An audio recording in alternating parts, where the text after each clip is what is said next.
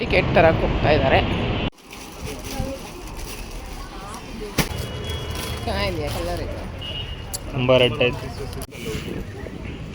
Photo guys, ಇದು ದೇವಸ್ಥಾನಕ್ಕೆ ಏನು ತೊಗೊಂಡ್ವಿ, ಈಗ ಬಂದು ಇದೆರಡು ತೊಗೊಂಡಿದ್ದೀನಿ ನಾನು.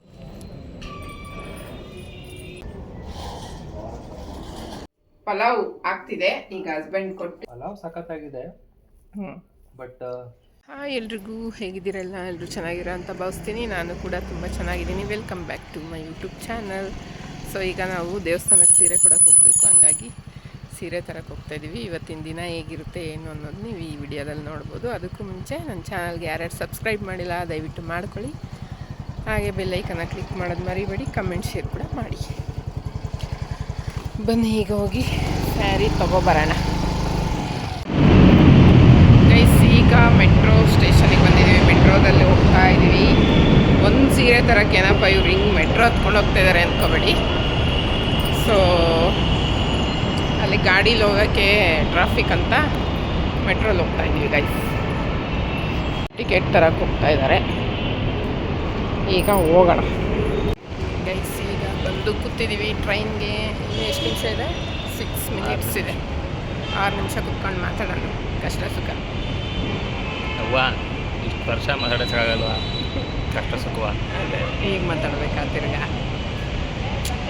ಓಕೆ, ಅಂಗಡಿಗೆ ಹೋದ್ಮೇಲೆ ಕಂಟಿನ್ಯೂ ಮಾಡ್ತೀನಿ ಗೈಸ್. ಸೊ ಈಗ ಶಾಪಿಗೆ ಬಂದ್ವಿ. ಇಲ್ಲೇ ವಿಜಯನಗರದಲ್ಲಿ ತೊಗೊಳೋಣ ಅಂತ ಬಂದ್ವಿ. ನಾನು ಇದನ್ನ ಇನ್ಸ್ಟಾಗ್ರಾಮಲ್ಲಿ ನೋಡ್ಬಿಟ್ಟು ಬಂದಿದ್ದು. ಅಲ್ಲಿ ಒಂದು ಸ್ಯಾರಿ ನೋಡಿದ್ದೆ, ತುಂಬ ಇಷ್ಟ ಆಗಿತ್ತು. ದೇವ್ರಿಗೆ ಅಂತ ತೊಗೊಳಕ್ಕೆ ಬಂದು ನನಗೆ 2 ಮತ್ತೆ ಸ್ಯಾರಿ ತೊಗೊಂಡೆ. ಇದು ತುಂಬ ಇಷ್ಟ ಆಯಿತು ನನಗೆ. ಅದಕ್ಕೆ ನಮ್ಮ ಹಸ್ಬೆಂಡ್ ಕೇಳ್ತಾ ಇದ್ದೆ ಚೆನ್ನಾಗಿದೆಯಾ ಅಂತ. ಅವರು ಫಸ್ಟ್ ತುಂಬ ಡಾರ್ಕ್ ಇದೆ ಅಂದರು, ಆಮೇಲೆ ಚೆನ್ನಾಗಿದೆ ತೊಗೋ ಅಂತ ಹೇಳಿದ್ರು. ಅದಕ್ಕೆ ತೊಗೊಂಡೆ ಗೈಸ್. ತುಂಬ ಚೆನ್ನಾಗಿದೆ, ನನಗಂತೂ ತುಂಬ ಇಷ್ಟ ಆಯ್ತಿದ್ದು. ಚೆನ್ನಾಗಿದೆಯಾ ಕಲರ್ ಇದು? ತುಂಬ ರೆಡ್ ಆಯ್ತು ಗೈಸ್, ಇದು ದೇವಸ್ಥಾನಕ್ಕೆ ಏನು ತೊಗೊಂಡ್ವಿ, ಈಗ ಬಂದು ಇದೆರಡು ತೊಗೊಂಡಿದ್ದೀನಿ. ನನಗೇನೆ 2 ಕಲರು. ಇದರಲ್ಲಿ ತುಂಬ ಇಷ್ಟ ಆಗಿತ್ತು ಅವ್ರದ್ದು.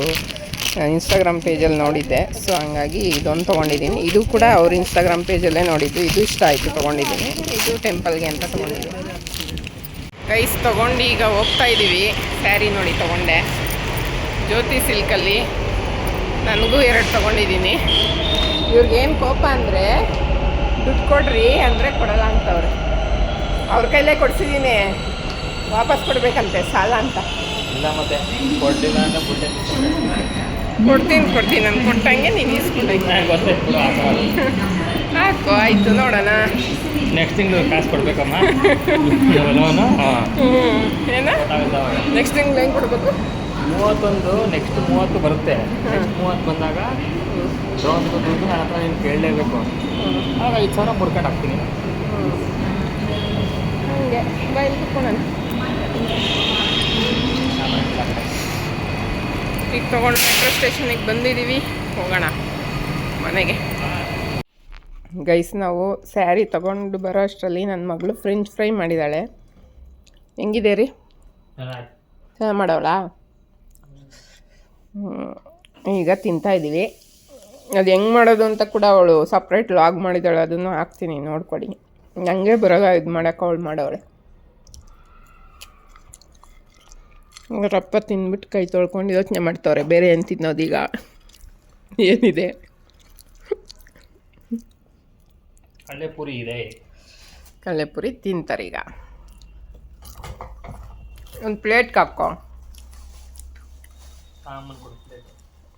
ಹೋಗಿದ್ದೆ ತಾನೇ ಅಡುಗೆ ಮನೆಗೆ. ಸೀರೆ ತೊಗೊಂಡು ಬಂದ್ವಿ ಮನೆಗೆ. ಬರೋಷ್ಟ್ರಲ್ಲಿ ನನ್ನ ಮಗಳು ಫ್ರೆಂಚ್ ಫ್ರೈ ಮಾಡಿದ್ಲು, ತಿಂತಾಯಿದ್ವಿ. ಹಂಗೆ ಅವ್ರಿಗೆ ಲೇಟಾಗಿ ತಿಂಡಿ ತಿಂದಿದ್ದರಿಂದ ಈ ಕಡೆ ಊಟದ ಟೈಮು ಆಗಿಲ್ಲ, ಆ ಕಡೆ ಸ್ನ್ಯಾಕ್ಸ್ ಟೈಮು ಆಗಿಲ್ಲ. ಅವ್ರಿಗೆ ಹೊಟ್ಟೆ ಹಸಿತಾಯಿತ್ತು ಅನಿಸುತ್ತೆ. ಅದಕ್ಕೆ ಕಡಲೆಪುರಿ ತಿಂತ ಕೂತಿದ್ದಾರೆ, ನಮ್ಮ ಅಕ್ಕ ತಂದು ಕೊಟ್ಟಿದ್ದು. ಸೊ ಸೀರೆ ಅಂತೂ ನಂಗೆ ತುಂಬ ಇಷ್ಟ ಆಯಿತು. ದೇವ್ರಿಗೆ ತೊಗೊಂಬಂದಿದ್ದು ಇಷ್ಟ ಆಯಿತು, ಮತ್ತು ನನಗೆ ಅಂತ ತೊಗೊಂಡಿದ್ದು ತುಂಬ ಇಷ್ಟ ಆಯಿತು ನನಗೆ. ಕೊಡ್ಬೋದು 2900. ಮಾರ್ಕೆಟಲ್ಲೇ ಅದು 3.5 ಹೇಳಿದರು. ಇಲ್ಲೇ ಅಷ್ಟು ಕಮ್ಮಿ ಓಕೆ ಅನ್ನಿಸ್ತು ನನಗೆ. ಆಮೇಲೆ ದೇವಸ್ಥಾನಕ್ಕೆ ಸೀರೆ ತಂದಿದ್ವಲ್ಲ, ಕೊಟ್ಬಿಟ್ಟು ಹೋಗೋಣ ಅಂತ ಹೇಳ್ಬಿಟ್ಟು ದೇವಸ್ಥಾನಕ್ಕೆ ಬಂದ್ವಿ. ನಾನು ನಿಂಬೆಹಣ್ಣಿನ ದೀಪ ಅಂಟಿಸಿದ ಮೇಲೆ ಲಾಸ್ಟ್ ವಾರ ಇದನ್ನು ನಾನು ಸೀರೆ, ಮಡ್ಲಕ್ಕಿ, ಬಳೆ, ಅರಿಶಿನ ಕುಂಕುಮ ಎಲ್ಲನೂ ಒಂದು ಎಣ್ಣೆಗೆ ಹೇಗೆ ಮಡ್ಲಕ್ಕಿ ತುಂಬ್ತೀವೋ ಹಂಗೇ ನಾನು ಈ ತಾಯಿಗೆ ತಂದು ಕೊಡ್ತೀನಿ. ಇದು 3ನೇ ಸಲ ನಾನು ಮಾಡಿರೋದು. ನಾನು 3 ಸಲನೂ ನಾನು ಏನು ಅಂದ್ಕೊಂಡು ದೀಪ ಅಂಟಿಸಿದ್ದೀನಿ ಆ ತಾಯಿ ಅದನ್ನ ನೆರವೇರಿಸಿದ್ದಾಳೆ. ಸೊ ಹಂಗಾಗಿ ನನಗೆ ತುಂಬಾ ಇಷ್ಟ ಇಲ್ಲಿ ಬಂದು ದೀಪ ಅಂಟಿಸೋದು. ಎಷ್ಟೋ ಮನಸ್ಸಿಗೆ ನೆಮ್ಮದಿ ಕೊಡುತ್ತೆ ಗೈಸ್. ಮತ್ತು ಅಲ್ಲಿ ದೇವಸ್ಥಾನದ್ದು ವಿಡಿಯೋಸ್ ಆಗಲಿ ಫೋಟೋಸ್ ಆಗಲಿ ತೊಗೊಳಂಗಿಲ್ಲ, ಬೈತಾರೆ. ಸೊ ಅವ್ರಿಗೆ ಗೊತ್ತಿಲ್ದಂಗೆ ಸ್ವಲ್ಪ ಕ್ಲಿಪ್ಪಿಂಗ್ಸ್ ತೊಗೊಂಡಿದ್ದೀನಿ ಅಷ್ಟೇ ನಾನು. ಸೊ ಬೇಜಾರು ಮಾಡ್ಕೊಬಿಡಿ. ದೇವಸ್ಥಾನಕ್ಕೆ ಹೋಗಿ ಬಂದು ತರಕಾರಿ ಎಲ್ಲ ಹೆಚ್ಕೊಂಡು ಈಗ ಪಲಾವ್ ಮಾಡು ಅಂದರು. ನೈಟ್ಗೆ ಮಾಡ್ತಾಯಿದ್ದೀನಿ, ಯಾಕಂದರೆ ಅವರು ಬೆಳಗ್ಗೆ ಹೊತ್ತು ತಿಂಡಿಗಿರಲ್ಲ. ಸೊ ಈಗ ಮಾಡು ತಿನ್ನಂಗಾಗಿದೆ ಅಂದರು, ಅದಕ್ಕೆ ಮಾಡ್ತಾಯಿದ್ದೀನಿ. ಈಗ ಎಲ್ಲ ಆಗಿದೆ, ಕುಕ್ಕರ್ ಮುಚ್ಚಿಬಿಟ್ಟು ಕೂಗ್ಸೋದಷ್ಟೇ. ಆರಿದ್ಮೇಲೆ ತಿನ್ನೋದು. ಹೇಗೆ ಬಂದಿರುತ್ತೆ ಅಂತ ತೋರಿಸ್ತೀನಿ ನೋಡಿ. ನೀವು ಈಗೇನ ಮಾಡೋದು ಪಲಾವು ಹೇಳಿ. ಅವ್ರೇನು ನೋಡೇ ಇಲ್ಲ, ನೀವು ಈಗೇನೆ ಮಾಡೋದು ಪಲಾವ್ ಅಂತ ಹೇಳೋಕ್ಕೆ. ಕೆಲವ್ರು ಒಂದೊಂದು ಥರ ಮಾಡ್ತಾರೆ. ಅದೇ ನೀನು ಮಾಡಿರೋದು ನೋಡಿಲ್ವಲ್ಲ ಅವ್ರು ಹಂಗೆ ಹೇಳೋಕ್ಕೆ ಅಂತ ನಾನು ಹೇಳಿದ್ದು. ನೀನು ವೀಡಿಯೋ ಮಾಡ್ಕೋಬೇಕಾಗಿತ್ತು ಅಂತ. ಅಷ್ಟು ಇದು ಚೆನ್ನಾಗಿ ಬೆಂದ ಮೇಲೆ ತೋರಿಸ್ತೀನಲ್ಲ, ಚೆನ್ನಾಗಿದೆ ಅಂದರೆ ಅವರೇ ಕಮೆಂಟ್ ಮಾಡ್ತಾರೆ ರೆಸಿಪಿ ಹೇಳಿ ಅಂತ. ಸೊ ಹಂಗಾಗಿ ಆಯ್ತೆಲ್ಲ ಕ್ಲೀನ್ ಮಾಡಿ ಎತ್ತಿಡೋದಷ್ಟೇ, ಕೂಗುತ್ತೆ. ಸೊ ಕೂಗಾದ್ಮೇಲೆ ಸಿಗ್ತೀವಿ. Bye guys. ನೋಡಿ ಈ ಥರ ಬಂದಿದೆ. ಓಹೋ, ಪಲಾವ್ ಹಂಗಿರತ್ತಾ? ರುಕೋರೆ ಯಾವ ಮಸಾಲೆ ಹಾಕಿದ್ರಿ? ಕೆಂಪು ಮಸಾಲೆನಾ ಹಸಿರು ಮಸಾಲೆನಾ? ಯಾವುದೋ ಒಂದು ಹಾಕಿದ್ದೀನಿ, ಕುತ್ಕೊಳ್ಳಿ. ನೀನು ಬರೀ ಆಡ್ಕೊಳಕ್ ಬಿಟ್ರೆ ನಿನ್ಗೆ ಇನ್ನೇನು ಬರುತ್ತೆ? ಅದು ಹಸಿರು ಮೆಣಸಿಕಾಯಿ ರುಬ್ಬಾಕಿದ್ರೆ ಎದೆ ಉರಿ ಬರುತ್ತೆ ಅಂತ ಖಾರದ ಪುಡಿ ಹಾಕ್ತೀನಿ. ನೋ, ಹಸಿರು ಮೆಣಸಿಕಾಯಿ ಆಯ್ತು, ತಿನ್ಬೇಡ ಬಿಡು.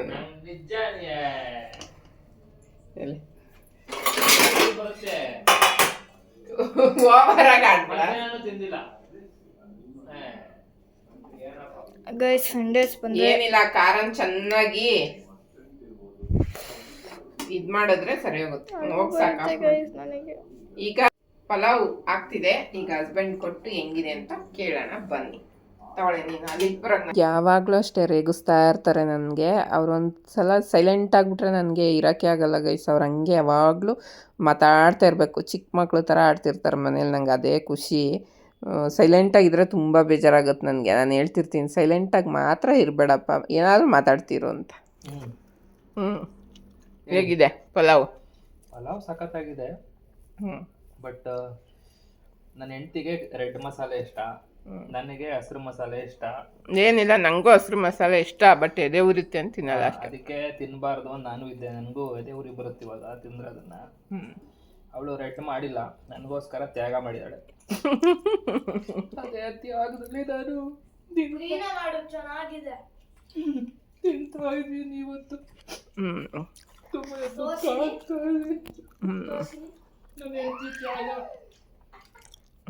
ತ್ಯಾಗಮಯಿವಳು ಅಂತ.